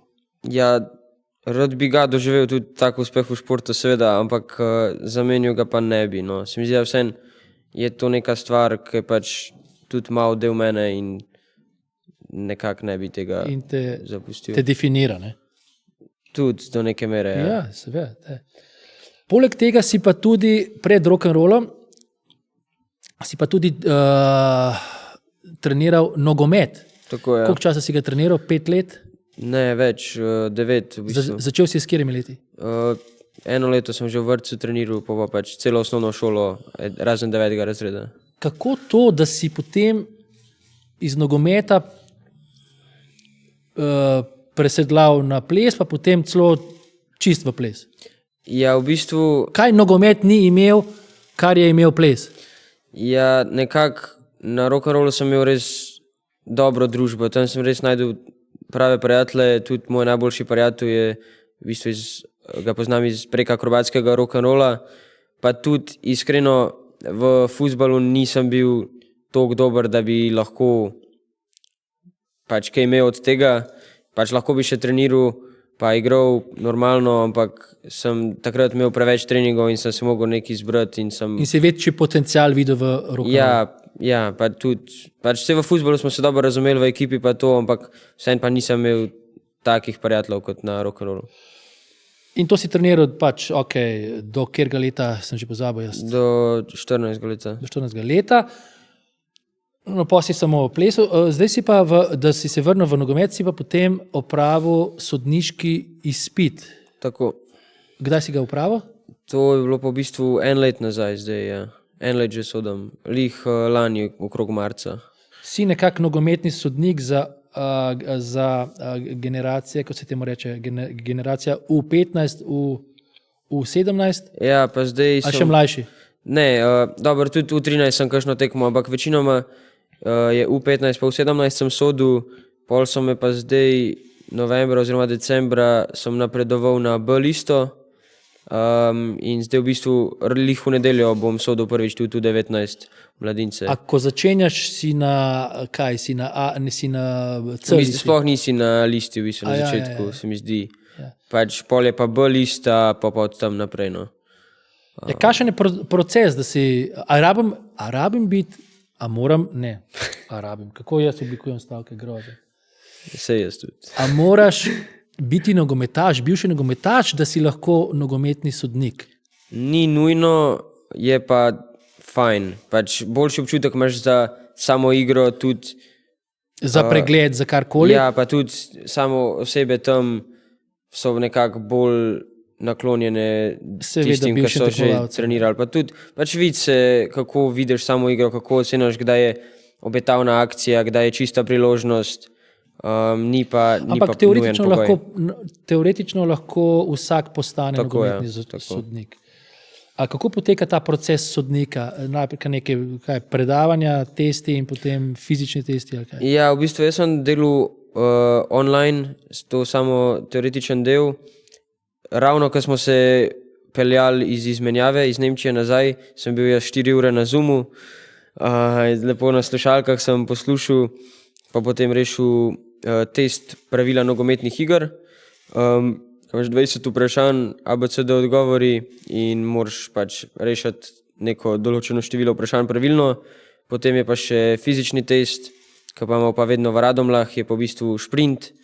Mislim, da je 40 metrov, je pač neka norma, pod katerim časom prideš, pa intervalni tek, ki pa tudi. In v bistvu potem že začneš soditi, te že začnejo delegirati. Ja, in to vse skupaj to traja, recimo ta teoretični del, pa praktični del, koliko to traja časovno? Ja, ne vem. V koliko času si postal ta sodnik? 2 tedna, ne vem. Pač ni toliko težko, ja. V kratkem času. Kakšno frekvenco sojenj imaš na mesec, recimo, tudi imaš za honorar ali za kilometrino delaš to? Ja, za honorar, torej ponavadi imam približno 2 tekmi na vikend, 2, 3, odvisno kako pride. In ja, potem pač je plačano delo, tako da ne vem, recimo na mesec okrog 10 tekem, pa pač sezona je pa, se začne konec avgusta pa do novembra. A to samo dečke ali moške sodiš, tudi ženske? Ja, jaz še nisem ženska, ampak lahko pač tudi ženske, imam tudi kolege sodnike, ki pač sodijo tudi ženske, ampak jaz zaenkrat še nisem imel te izkušnje. V čem se razlikujejo odlični sodniki od poprečnih ali pa slabih sodnikov, pa kaj najtežji del sojenja tebi, recimo zdaj, tako, tam imaš neko tekmo, ambiciozne starše, živčne trenerje, razvajene otroke, ne vem. Ja, v bistvu najboljši sodnik je tisti, ki napravi najmanj napaka. Ne. Pač napake seveda vsak dela, vsi smo ljudje,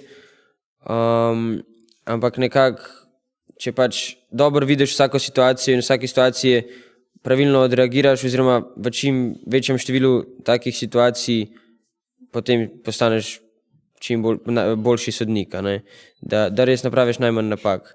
Zdaj, jaz sam... Ali se zavedaš na tekmi svojih napak? Ja, večinoma ja. In kako jih potem, kaj narediš, ko se zaveš, da si naredil nekaj napaka? To je pod prvo, pod drugo pa, a imate evalvacije, to se pravi, ne, to se pravi, se pogovarjate o napakah po tekmi? Ja, pač zdaj odvisno, kdaj pač sem jaz videl neko situacijo tako, pa moja pomočnika recimo drugače, pa se pač ne bomo strinjali, kdaj pa pač lahko tudi, ko že pač nekaj dosodam, ugotovim, ja, ok, pač tle sem v bistvu naredil napako, ampak nekako pol ne moreš odstopati, a ne, ker če bom pač zdaj pokazal avt tja, pa bom tako ne v bistvu za drugo ekipo, potem če izgubim avtoriteto, a ne, tudi če slučajno pač kakšna situacija boš sigurno narobe dosodil, ampak moraš imeti tako avtoriteto, da pač prodaš to, a ne, lahko pač napačno odločitev pač dobro prodaš. Kakšne reakcije imaš ti in tvoja ekipa tam, ker ste trije ste, ne? Ja. Ti, tvoja ekipa, ko protestirajo igralci, ko protestirajo trenerji, starši, a je tega veliko, a je to naporno? Se pravi, pa če to me zanima, recimo ti tam imaš mlajše kategorije, pa malo starejše kategorije, kje je tega pritoževanja, pa teh ekscesov več? Pri mlajših ali pri starejših bolj? Ja, v bistvu to je tako nekako, meni bil najtežji del tudi na začetku, to pritoževanje nad sodnikom, ker se vsi stalno pritožujejo, ampak potem, ko sem v bistvu ugotovil, da ne glede na moje odločitve, a so pravilne, a so napačne, se bo vedno nekdo pritoževal. Bo vedno nekdo nezadovoljen. Ja, in potem veliko lažje sprejmeš pač to, da te vedno kritizirajo. Zdaj, če se trenerji pa sodniki, mislim, trenerji pa igralci, če se pritožujejo, jih pač kaznuješ, če pač je preveč tega, publiko pa pač preprosto ignoriraš, a ne. Pol, kar se tiče pa staršev, kje se bolj pritožujejo. Torej, dejansko imaš pritiske s tem, alo, bil je faul, ali ne, lopovi, kaj delaš? Ja, vsako tekmo, ja. Skoraj vsako tekmo. Imaš ti primitivizme, recimo. Ja, ampak pač publiki tak ne moreš nič narediti, to samo moraš preslišati. Ja. Kako težko je videti prekršek offside v realnem času? Ja, v bistvu... Deva razložiti, kaj je offside. Ok, torej offside je, če igralec stoji... v trenutku podaje? Ja, v trenutku podaje nasprotnik stoji pred zadnjim igralcem nasprotne ekipe na nasprotnikovi polovici, torej na polovici, na katero napada in vpliva na igro. In zdaj sam ne maram biti pomočnik sodnika, ker imam tudi to izkušnjo. Sem in glavni sodnik in pomočnik sodnika, odvisno kako nas delegirajo, ampak meni osebno je boljše biti glavni sodnik, ker lažje spremljaš igro, ker kot stranski sodnik moraš neprestano gledati, da si v liniji obrambnih igralcev in v bistvu, recimo, če je žoga teč moraš z njimi gor in dol. Ja, če je žoga na tej strani linija igralcev, pa tako moraš gledati linijo igralcev in sploh žoge ne vidiš. In pač pri samem določanju offside, da si pa tudi veliko sluhom pomagamo, da slišiš, da igralec poda žogo, gledaš pa linijo obrambnih igralcev, da lahko pokažeš in dvigneš zastavico in pokažeš offside. Torej, rajš si glavni sodnik. Spremljaš tudi profesionalni nogomet, imaš morda sodniški vzor, za kater klub navijaš. Spremljaš to, ja, ne? Ja, seveda, spremljam. Ja, moj najljubši klub je Barcelona. Imaš kakšnega igralca? Ja, dobro, pač Messi itak mi je najbolj drugače, pa tako najljubši igralec mi je Aubameyang, ko pa ne vem, a poznate. Ne poznam nič. No, ja. Se pa opazil, recimo zdaj, ko gledam profesionalni fuzbal, sem veliko bolj pozoren na sodnike pa sodniške odločitve, kakor sem bil, ko pač nisem bil v teh vodah. Katero pravilo v nogometu bi spremenil, če bi ga lahko spremenil? To je težka. Že sam, da ukineš offside, se zgodi ful. To bi čisto obrnil igro na glavo. Že sam, da ukineš te menjave igralcev, da bi bilo tako v košarki, da kar kdorkoli lahko igra malo tako. Ja. To je revolucija, totalno. Ampak, ok, recimo, mogoče bi dal, da bi bila simulacija direktno na rdeč karton. Ker zdaj, recimo, simulacija pač je načeloma rumen karton, a ne opomin. Ampak, recimo, dobro, čeprav zdaj, ko je ta VAR, ne morejo simulirati, a ne, ker itak pogledajo, pa pač se vidi, da je simulacija, ampak to se mi zdi res taka nešportna poteza. A simulacija je velika v nižjih kategorijah? Pa Simulacija, niti ne, drugač. Deva pojasniti. Simulacija pomeni, da se pravi metanje po travi oziroma simuliranje, se pravi, kako se to reče lepše? Je, da zaigraš prekršek. Da zaigraš prekršek, poškodbo neki in tako, ne? Ja. A je tega veliko v nižjih kategorijah? Pa jaz, kar sem sodil, niti nisem toliko opazil. Je pa tako, enkrat je bil en zelo očitno, kaj je tako, res je tako kar zaplavil, pač, kakor da se bo na glavo vrgel v vodo. Pač takrat sem mu sam pokazal rumen karton in to je to. Ne. Ampak drugače se mi zdi, da niti ne probajo te mlajši vseeno dosti pošteno igrati, se mi zdi. Ja, mogoče še zadnje vprašanje. Največja sodniška nočna mora? Ja, to pa kakšni te izgredi, a ne, če je kakšen... Navijačev misliš, tako misliš? Ja, to ali pa tudi igralcev, ne, če se zdaj bojo 10 igralcev iz vsake ekipe, če se zaženejo drug proti drugemu, pa tam začne se nek pretep, ti kot sodnik težko zdaj neki ful narediš, a ne. Zdaj jaz nisem imel še take izkušnje na srečo, ampak to so kar težke situacije. Imaš ambicije tudi naprej, da bi sodil na državnem nivoju v višjih ligah proti profesionalizmu, mogoče imaš take ambicije? V bistvu pač zaenkrat mi je to kot nek hobi pa side hustle, da neki dobim denarja za zraven med šolanjem, ampak je odprta opcija, da tudi pač napredujem. Bi si želel prideti čim višji. So pa te tekme vse med vikendi?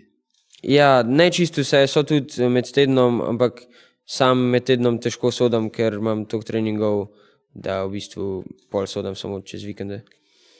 Ok, in že hitiva proti zadnjemu sklopu nekih zanimivosti o tebi. A greva na vrhunko? Greva na vrhunko.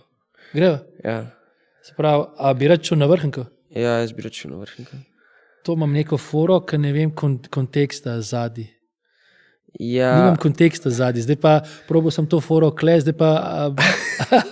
Ja, vi bi šli na vrhunko? Jaz bi šel, sam ne vem jaz tega.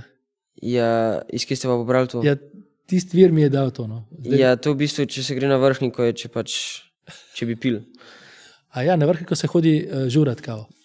Ja, v bistvu ne greste dobesedno na vrhniko, to je samo vprašanje, če bi pil. Okay. Bojda si opravil skok s padalom, skydive si, kdaj je bilo to, kje je bilo to? A to je bilo v tandemu? Ja, v bistvu je bilo v tandemu, ja, sam pač žal ne znam skakati. To sta mi v bistvu starša podarila za 18. rojstni dan in sem skočil v Šentvidu pri Stični, tam je eno tako manjše letališče. In v bistvu sem skočil iz višine 4200 metrov, pa v bistvu ful mi je bilo dobro, ker je ta moj partner v tandemu mi je pač vmes tudi dal to padalo za upravljati, sem tako lahko dobil občutek, koliko je v bistvu težko upravljati padalo, ko moraš biti res močen, da lahko padalo dobro zavije, pa sem tako samo eno stran vlekel in sva tako delala spiralo v eno torej, stran. Če vlečeš na eno stran, se padalo se tako obrne na tisto stran, kjer si dal. Ja, tako, princip fizike.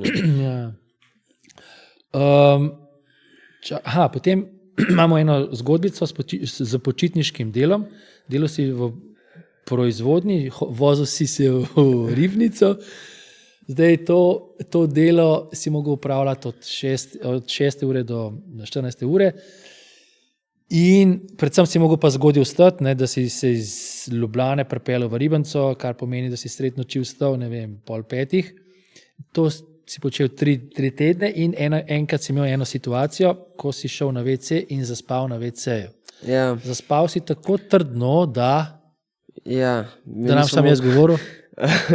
Ja, v bistvu pač res sem bil neprespan, ker sem mogel ful zgodaj vstajati vsak dan za to delo. Za kakšno delo pa je šlo, tako neko fizično? Kaj ja, to v bistvu delal sem v podjetju Inoterm, ki se ukvarja z proizvodnjo vrat in jaz sem bil na profilih, torej profili vrat sem večinoma te profile luknov.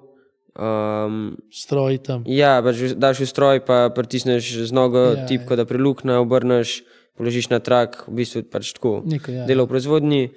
In potem sem pač nekega dne, ko so mi oči že zapirale tako v stoje, ko sem delal, ampak sem nekako še preživel, sem mogel iti na stranišče.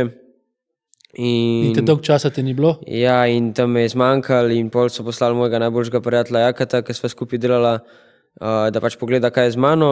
In se mu nisem odzival, pol je probil z neko palco me pod vrati zbuditi, tako da me je v noge s palco zadev, ampak pač nisem načutil, ker so bili te čevlji zaščiteni s kapco, a ne v proizvodnji, da se ne bi kaj zgodil. In pol naslednja stvar, ki se zavedam, je, da so razbita vrata, steklo vse okrog mene, pa 4 ljudje tam. Ki so vlamljali, ja. Ja, in pač jaz jim tako povem, nič ni, jaz sem v redu, pač in sam zaspal sem. Nisi slišal vlamljanja in razbijanja? Ja, pač ne vem, tako. Ne spomniš se, ja. Ne spomnim se, sam tako zbudim se in tako kaos tam pred mano. In pol so me kar v bolnico pelali, pač kukor da sem imel, ne vem, pač nek zdravstveni problem. Nekaj izčrpanost. Ja, in so me dali na infuzijo in pač ja, pol bo tako. To je ta zgodba. Tako se je zaključilo, ja. Obiskuješ fitness, poleg vsega tega, kar smo slišali že, spravi treningi in nogometni sodnik, še fitness. Kje najdeš čas za vse to? Ja, na teden hodiš na fitness? V bistvu pač dejansko v fitness hodim samo enkrat na teden, samo ob torkih, ko pač nimam treninga. Ja. Pa doma imam uteži, ki jih lahko sestavljam, da so različne teže, pa še ene večje uteži. Zakaj hodiš v fitness? Kaj? Pač zaradi plesa? Tudi zaradi plesa. Izgleda? Aha. Ja, pač tudi zaradi plesa mi definitivno pomaga, če sem močnejši, da lažje mečem soblasavko, delam akrobacije, ampak večinoma delam to zase, da sem močnejši, pa pač da bolj izgledam. Naložba v svoje sposobnosti. Ja, tako, ja. In pač pa v bistvu doma pa delam še 3 do 4 na teden, kadar imam čas. No. Svoj čas si veliko bral, veliko bereš, rad bereš. Kaj si bral? V bistvu v preteklosti sem veliko več bral kot danes, kar bi bilo mogoče fajn spremeniti. Predvsem pa so me zanimale znanstveno-fantastične knjige, kot naprimer Harry Potter ali pa Percy Jackson in Olimpici.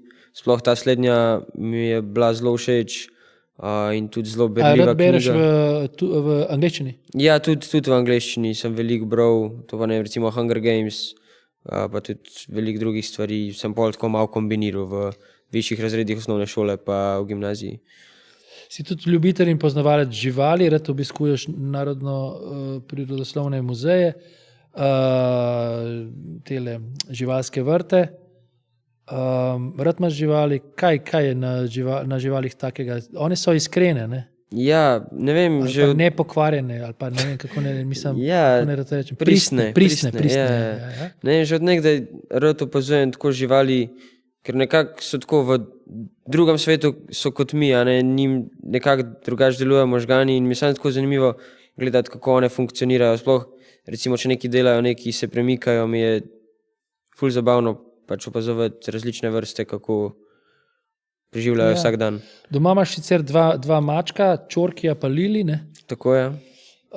In tvoj favorit je Čorki, kaj je samc, ne, ali kaj? Ja, on je tako kot Garfield, oranžen, pameten. Obilen. Zdaj ne več toliko, ampak tako po zimi je zelo, pa sploh ne par let nazaj je komi se premikal. A to je skozi v stanovanju mačak? Ali? Ne, mi imamo mačje vratce, ker tudi živimo tako na obrobju Ljubljane in ja, skozi ven pa not hodita. Mislim, zanimivo mi je, ali pa smešen mi je, kako grejo te mačke, kako grejo ven, pa pol na kakšen travnik ali pa nivo in potem grejo na neko misijo in čakajo potem kakšen ali miške ali neke živali, da pride iz lukne, iz travnika ali neki. Prav tako body language, ne, gledaš, kako je koncentracija, kako je v napadu, mislim, to mi je... Ja, to je ful zabavno, dokler pol ne rabiš pucati tako jeter od miši. Aj prinesel ti kdaj kakšne miši? Skozi prinašajo. Kdaj so žive, pa jih moraš še tako ven poslati, kdaj pa pač je tako že razmesarjeno vse. Tako dobiš vse organe lepo na ogled. Sploh ne rabiš iti k biologiji na vaje. Tudi ti imaš šibko točko. Ja, več njih je. Zvedel sem za tvojo šibko točko, ki je risanje in ustvarjanje. Se pravi, risanje v povezavi s kakršnim koli ustvarjanjem je najbolj stresen del tvojega šolanja. Ja, hvala Bogu je to že za mano. Jaz sem svoj vrhunec dosegel tam nekje v 1. razredu, ker sem narisal z ogljem petrolejko. Tisto je bil moj najboljši dosežek. Ampak si tudi tukaj ste mogli, tukaj v 1. letniku Poljan, ste mogli sigurno nekaj ustvarjati. Ja, to je res, ja. Ampak sem se tukaj tudi malo znajdel, sem jaz pol to doma sem delal te projekte, ker sem imel vedno trening med temi vajami in sem se zmenil s profesorico, pač, da sem sam počakal tam navodila, da dobim in da pol dokončam jaz to doma. In je sestra to dokončala, ne? To je neuradna zgodba. Uradno sem jaz to naredil. Ne? Clash Royale. Ok, se pravi, gre za video igro za mobilne naprave, ki je bila ustvarjena leta 2016. Cilj igre je pridobivanje kart, tam v obtoku je nekaj čez 100 kart, morda zdaj že več. A ta igra je še v pogonu? Ja. No, nekaj kart, ki jih igralec lahko uporabi v boju, v areni ali pa za napredovanje v višje arene in tako. V glavnem, v nekem trenutku si bil prvi v Clash Royalu v Sloveniji. Zato si moral kar veliko časa prebiti na te aplikacije ali te igri. Ja, nekaj malega pa res je. Postal si eden izmed prvih na svetu. Ja. Poveš, zakaj te je Clash Royale tako pritegnil? Jaz sem googlil včeraj, gledal, kaj je to, neke figurce tam, to kaj, brez veze meni to bilo. Pa ne vem, meni je bilo ful všeč, ker je taka strateška igra, ko lahko pač vse... A to igraš proti nekomu na online, proti nekomu drugemu? Igre. Lahko bi jaz proti vam zdaj igral, recimo. Ne. Ali pa eden proti večjim, ali kaj? Ne, 1-1 je ponavljati. Lahko tudi 2-2, ampak pač 1-1 je originalna igra. Ki traja, če mi dva zdaj skupaj igrava, koliko to traja? 3 minute približno. Ja, kratko. Je ena igra. Ja. Pol lahko je še podaljšek. Kaj, jaz vržem eno karto, ti drugo, Ne, pač v bistvu imaš tako eliksir, ki je tako kot neka valuta tam, ki si pač nabira, potem vsaka karta stane nekaj eliksirja in pač jo daš pol na mapo, a ne. Ni tako, da se izmenjuje, ampak lahko jih jaz dam 4 karte, pa pač vi vmes 2, kolikor Kdo je jači, ne? Kdo je jači. Ja. A to spomin svoj lahko uporabiš, tudi svoje sposobnosti spomina lahko uporabiš? Ja, tudi. Da si bil toliko uspešen, si verjetno... Ja, lahko si zapomniš pač kako neke interakcije med posameznimi kartami ali pa koliko škode naredi vsaka karta ali pa koliko life ima neka posamezna karta in to ti lahko pol prav pride. Ker nekaj ni uspevalo na tem Clash Royalu, si posledično zaradi jeze razbil svoj telefon. A to je? Ja, je res, ni res? No, ne. Deva še to igro spomin, čisto enostavna igra spomina, kjer odkrivamo pare, ne? Si igral starši že od malega in nikoli te ni mogel nihče premagati, dosež, tudi blizu te ni prišel nihče, že od majhnega, ne? A si z računalnikom kdaj že to igral? Ne, ampak se tudi to ne moreš premagati. Pač. To je res dobro. Kot za zanimivost glede spomina, znal si poštevanko že pri 4 letih in tudi bral si že po 4 letih. Ja, tako je. Se tega kaj spomniš, da so te učili s poštevanko ali pa da si... Ja, ampak to je bilo, pač to smo v vrtcu smo se že to učili, ker sem hodil v ta malo poseben vrtec, Montessori, tako da smo pač se tam naučili poštevanke pa branja.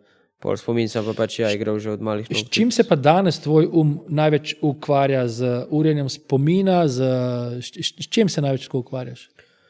Ja, ne vem, v bistvu dosti rešujem v prostem času tudi kakšne sudokuje ali pa kakšne take miselne uganke, številske, pa kakšne križanke. To se pravi, ves čas poskušaš biti v tem treningu tega?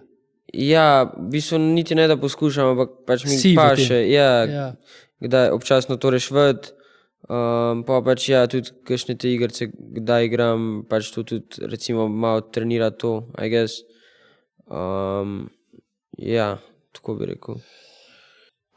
Znanje tujih jezikov. Nisi samo matematično logičen, ampak ti grejo tudi zelo dobro tuji jeziki. Kaj vse govoriš? Kateri jezikov se govoriš? Angleščina, slovenščina, Najbolj od vsega govoriš slovensko. tujih jezikov. Angleščina, Angleščina? pa pol nemščina sem zdaj tudi naredil C1 certifikat na DSD izpitu. Ja. Ja. Se pravi, ta certifikat nemški od 1 do 6 stopenj si v 5. stopnjo si usvojil. Ne? Ja, v bistvu največ, kar lahko pač tujec doseže, pač, če to ni njegov materni jezik. Ja, in ta stopnja ti tudi zadostuje za šolanje na univerzi v Nemčiji. Tako je. Tako. Torej, nemščino, angleščino, še kaj? Ja, tako, pol malo španščina, malo hrvaščina. Čak, kje razlici ti? Vi ste ja. Nemci. Ne? Ja. Sprav, španščino si se sam. Imel sem v osnovni šoli sem imel španščino, tako malo se spomnim, pa pol ruščino sem se malo učil na Duolingu, ampak pač to ne znam veliko, tako par besed ruščine, pa besed španščine. Klej, v nemščini pa v angleščini si pa zelo suveren. Ja. Ja, zdaj, to mi je bilo presenečenje. Bil si tudi eden od promotorjev dijaškega take-over žura. Se pravi, presenečenje zakaj? Ker v bistvu si športnik, pa si potem tam cel genij, matematični genij in tako. In tudi znaš pa očitno tudi, vzameš si pa čas tudi za zabavo, za žuranje, ne vem. Ja, tako. V bistvu pač zelo rad hodim ven tudi tako s prijatelji, pa pač tudi kdaj v kakšne klube, pa tako na house, kakšne 18-ke pa to. In pol zdaj v bistvu, ko pa je ta organizacija dijaški takeover nastala, v bistvu pač poznam te glavne voditelje in so me pač tudi prosili, če pač bi bil pripravljen biti promotor za ten njihov event in sem pač bil seveda za, tako da sem pač pol prodajal karte za to. Dober, Tibor, mislim, da sva bila odlična, da sva več ali manj predstavila vse, kar sem nameraval. Najlepša hvala, da si se odzval Poljanskemu kavču. Zahvala tudi poslušalcem, gledalcem in sledilcem, ki nas spremljate, všečkate ali komentirate. Vabimo vas, da si ogledate tudi pretekle objavljene epizode. Obdarujte nas z vašo pozornostjo, ogledi, všečki, komentarji. Zahvalo pa si zaslužijo tudi vsi zvesti dijaki na tehnično podporne skupine, ki delujejo v ozadju in brez katerih Poljanskega kavča ne bi bilo. Torej, Tibor, hvala za pogovor. Mi se pa spet gledamo kmalu z novim gostom na istem Kavč kanalu. Čauke, čauke!